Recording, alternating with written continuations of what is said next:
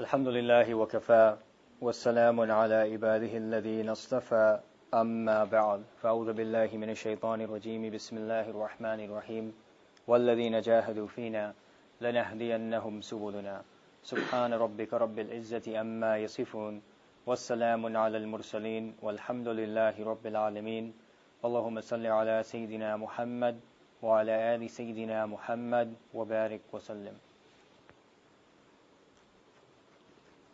This past weekend I had the opportunity of attending a class that was held by Shaykh Amin. Many of you know him. He runs the institute called al-Qasim, and he made some points that were, mashallah, very interesting, and I think it's important for people to understand some of the things that he mentioned. And we've talked about it before, but I just wanted to reiterate it and using some different terminology that he used, so that, inshallah, you can gain an understanding of the way our Sharia is constructed. So when you look at the Sharia and you come up with rulings in the Sharia, our ulama, they have two terms that they use. The first is the Hukum, and the second is the Fatwa. The Hukum means, what does Allah subhanahu wa ta'ala want someone to do? And then the Fatwa takes into account the circumstance that the individual is in. Okay? I'll give you some examples in a minute. Now, our ulama, the way they derived their fiqh was that they took the nas, the Quran and the hadith, and then they came up with the hukum for each individual deed. So, for example, one of the real incredible things, and you know this from our Islamic history, Imam Abu Hanifa, right? One of the greatest fuqaha of the ummah. The Hanafi madhab is named after him. The majority of the world follows the Hanafi madhab. The majority of Islamic courts have ruled according to that Hanafi madhab. The majority of Islamic scholars have been from the Hanafi madhab. So you can just imagine the status of Imam Abu Hanifa. We've talked about it before. Anyway, when he used to make his rulings, he used to sit, and there used to be a committee of 40 ulama in his presence. 40 of the top scholars of that time. Some of them were scholars in tasawwuf, meaning they were very, very deeply connected with Allah, so they understood, for example, the intricacies of an intention, of a clean heart, of a pure niyyah, etc. Others were masters in hadith, masters in lugha, masters in Quran, etc. So that group of 40, they used to sit around Imam Abu Hanifa, and when he used to make his rulings, all 40 of them would have the ability to comment on that ruling. And in fact, those rulings were not an individual's rulings, but they were in essence ruling by committee. Meaning the whole committee would sit down together, then they would come up with the rulings, and as a group they would decide upon that ruling. Now, they sat and thought about so many issues that didn't even exist in reality, right? So they would say, what if such and such would happen? And then they would come up, well, this would be the hukum, this is what Allah subhanahu wa ta'ala wants us to do. Now, throughout Islamic history, the hukum has always been the hukum. Meaning the hukum is, what does the law tell you to do? What does Allah or the Messenger of Allah subhanahu wa ta'ala tell you to do? I'll give you an example. For example, in the case of drinking alcohol, right? So in the Quran, there's clearly an ayah in which Allah subhanahu wa ta'ala actually narrates that, that the Sahaba come and ask you about gambling and khamr, and alcohol. Tell them, then the Prophet Allah subhanahu wa ta'ala commands the Prophet tell them that in it is some good, but the sin of it is greater than the benefit within it. Okay? So, right there becomes the hukum. The hukum is that alcohol is forbidden. Okay? Now, that becomes the hukum, and that becomes sort of the goal that every individual aims towards. Then what happens is, on occasion, depending on circumstance, fatwa can come that's against the hukum. The mufti can give you a fatwa that's against the hukum. For example, you are with a friend, all right, and you're in the middle of the desert. Your friend is a mufti, and you both are in the middle of the desert. You're about to die of thirst, and you find a bottle of beer somewhere. All right? Now the hukum is that that's haram. But if you ask the fatwa from the mufti, in that circumstance, in that context, it becomes halal. In fact, it becomes mandatory for you to drink it. Why? Because you have to preserve your life, right? So the hukum is the hukum, that alcohol is haram. That remains haram. But you make different rulings based on the circumstance, and those are called fatwa. Okay, so you have to understand this difference. Now, for the last 1400 years, this difference has always been understood by our scholars and by the community. What was the hukum was always left as the hukum. And then the fatwa, depending on the circumstance, varied. But the hukum was always understood that this is the ruling. But in recent times, that concept has become somewhat distorted. In that people are trying to change the hukum in order to make Islam more appeasing, quote unquote, within the West, or dependent on certain societal pressures.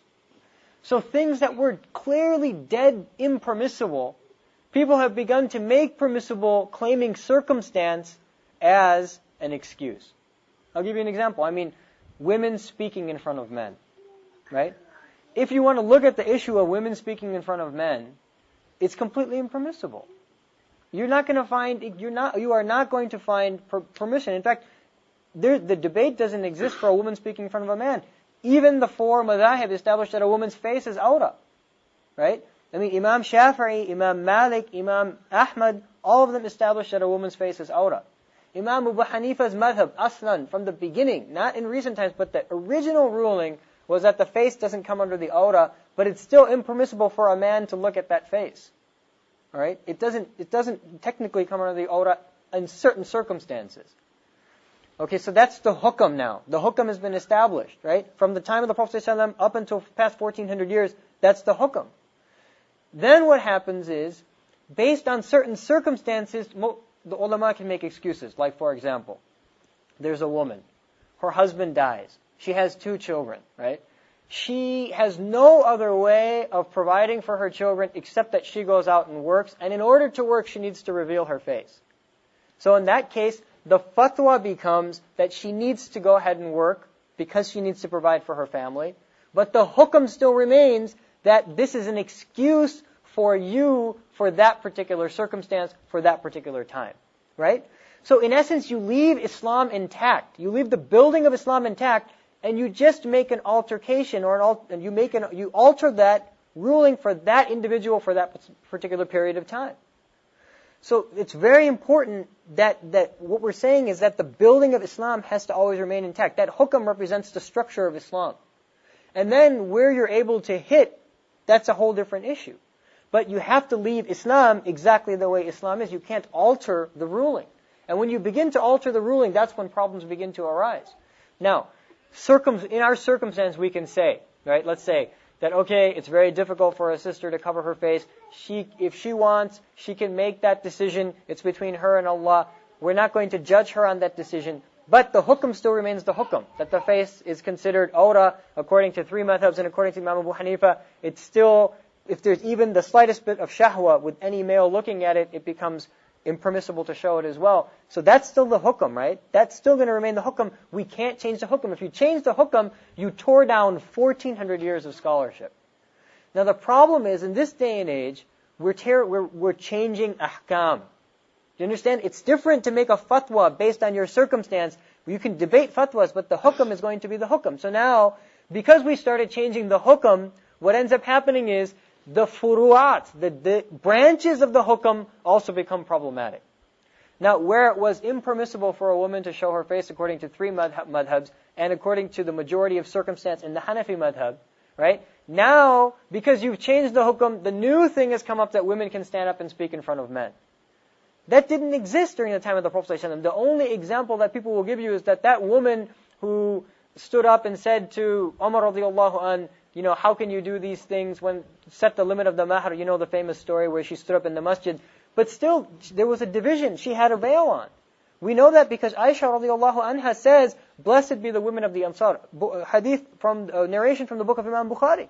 Blessed be the women of Ansar. The day the ayah of hijab was revealed, every woman came with her face covered. So that establishes the precedent that the face of the woman was covered on that instance. You have to bring proof otherwise. And the only other proof that people bring is that they say, well, if you look through Islamic history, you find that a rare scholar took their durus from a woman. Like Imam Nawawi, for example, on one occasion, he needed to learn certain ahadith. Those ahadith were only present with a woman, so he went and he learned from that particular woman under the proper circumstances. But those circumstances do not detail that woman was uncovered in front of Imam Nawawi. That's not what those circumstances say. They just say that learning occurred. You still have to interpret that in the backdrop of Islam. And this isn't only occurring with this issue, it's occurring with all of Islam. Meaning we've left the hukum and we've started making our own fatwa based on our own circumstances. We say, okay, we're in the West, so now you don't need to do this, you don't need to do this, you don't need to do this. And instead of saying, but this was what we're supposed to do, we're missing the mark, and we say, okay, under this circumstance we'll make an exception, we've changed the hukum altogether. Now the problem with doing that is that when you change the hukum altogether, you tear the whole structure of Islam apart. The whole structure that 1400 years of scholarship developed and built and established as what was the rule of Allah subhanahu wa ta'ala, you change that whole structure, it becomes all torn down. And you destroy the whole tradition. So what results? Intellect. The only thing that then is left is people's minds. Well, I think that this would be the best way that Islam would spread, so I'm going to tell everybody to do A, B, and C. So all of the concept of the sunnah becomes erased. All the benefits of the ahkam become erased. We have no idea what's hukum, what's necessity, what's durura, what's excused, what we should be doing, and we become a confused group of individuals. So it's very important that when we seek Islamic learning, we seek the hukum. Now, I grant you that you will not be able to live according to the hukum, especially living in the West, in so many circumstances. But in those cases, you need to say, this is the hukum, this is where I am. Either I consider it a durura, so I left the hukum temporarily, may Allah give me the tawfiq that one day I can reestablish the hukum, or you're going to say, I am leaving the hukum, I'm making a mistake, oh Allah forgive me, right? So there's a difference in saying, this is Islam, we didn't reach it, oh Allah forgive me, because it creates an attitude of istighfar, which is an extremely important concept within the deen, versus changing the deen altogether and then saying, okay, now we're all comfortably practicing Islam, we're going to share Islam with the rest of the world. And we know that that's not happening. So we have to be very careful about understanding our traditional rulings. And that's where the madhabs come into play. That's what these scholars did. They analyzed what the ahkam were, based on Quran, based on hadith, and then where circumstances arose, they gave exceptions. For example, pig is totally impermissible, right? And to use any part of a pig is totally impermissible. But if you look in the books of fatwa, you'll find that there was a time in Islamic history when the ulama gave the fatwa that using pig shoelaces was permissible. Okay? Now in their fatwa, they clearly say that the hukum is that pig is haram. But because there's some benefit in pig shoelaces, those were the best shoelaces available at that time. And because there's nothing else in comparison, we'll make an exception for the benefit of the community and say that because of this necessity, we've left the hukum for a necessity. Right?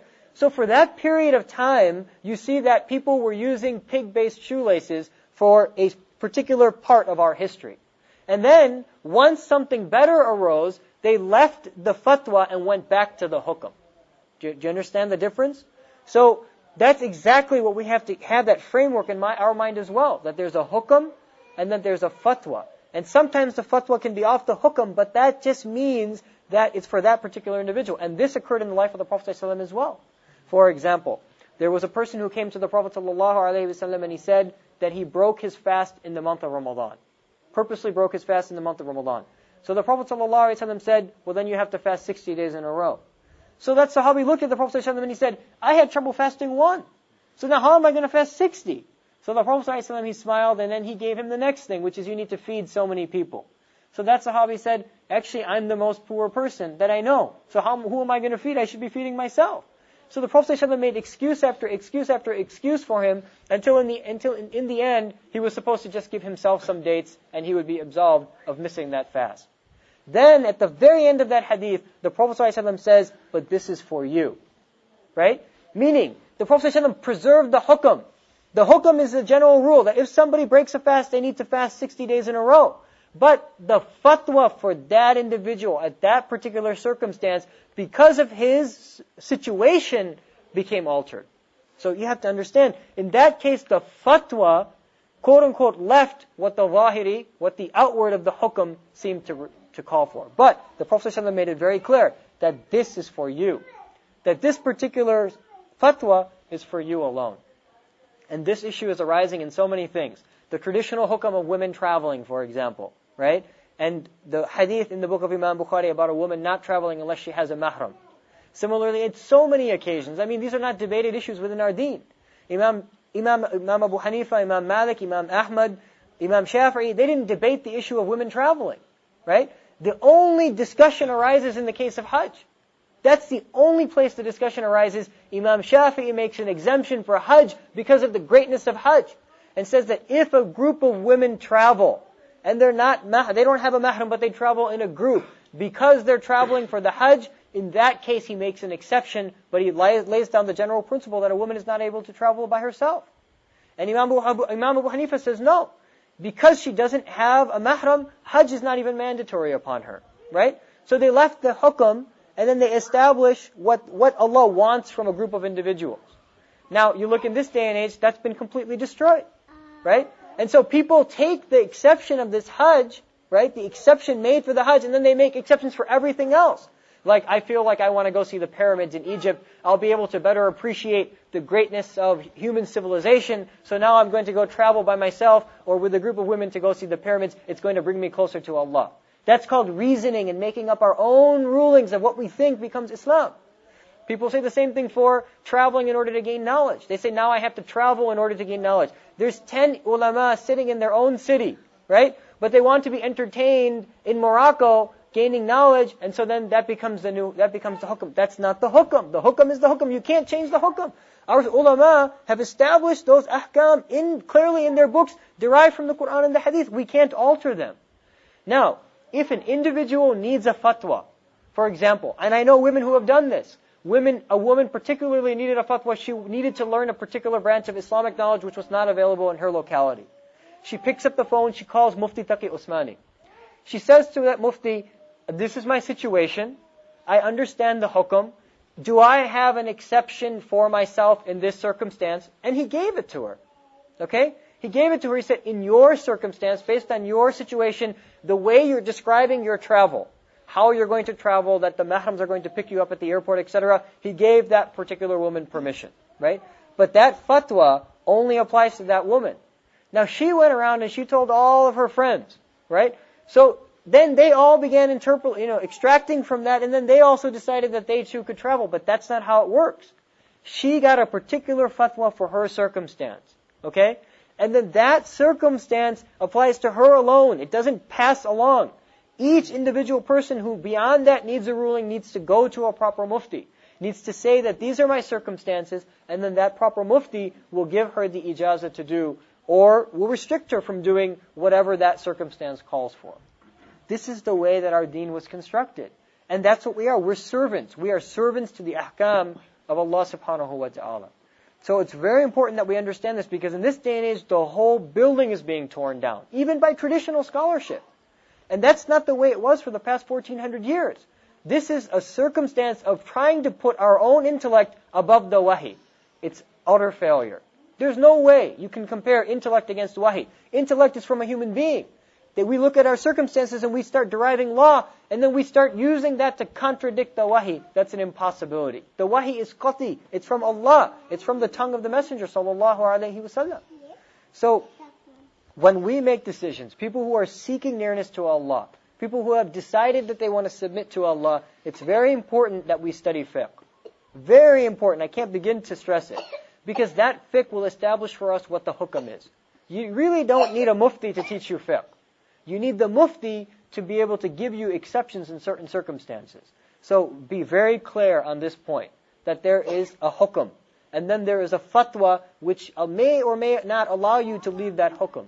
But you have to understand where the hukum stands. And that's what Allah requires from us, and that's what the Prophet ﷺ bound upon us.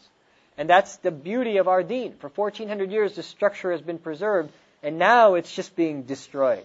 And when you leave methodology, and you start coming up with randomness, then everything no longer makes sense. Everybody's idea means something, and you have all of these factions and all of these different ideas, and no one's submitting to what the true requirements are. So be very careful. Take fiqh from traditional sources. Look at what the traditional ulama said. Look at how they read and interpreted the Quran and the Hadith, and then make that your goal. Now you'll slip, and where you slip, use the tool of istighfar. Ask Allah to forgive you where you slip, and look at your circumstance and recognize where you slip. But don't change the deen. Recognize that we have to change ourselves. It's very easy to change the deen and say, now I'm good. It's very difficult to change yourself, to make those sacrifices and say, now I'm where I need to be. But that's what Islam calls us. Allah is not our servant. We don't tell Him how to mandate upon us. We are the servants of Allah subhanahu wa ta'ala. We fulfill what He mandates upon us. So we don't have much choice in the matter for those who truly seek the path of our traditional scholars. So may Allah subhanahu wa ta'ala give us a tawfiq to be among those who submit to the Quran and the Hadith and who take their rulings from the traditional circles of knowledge. Wa akhiru da'wana alhamdulillahi rabbil alameen.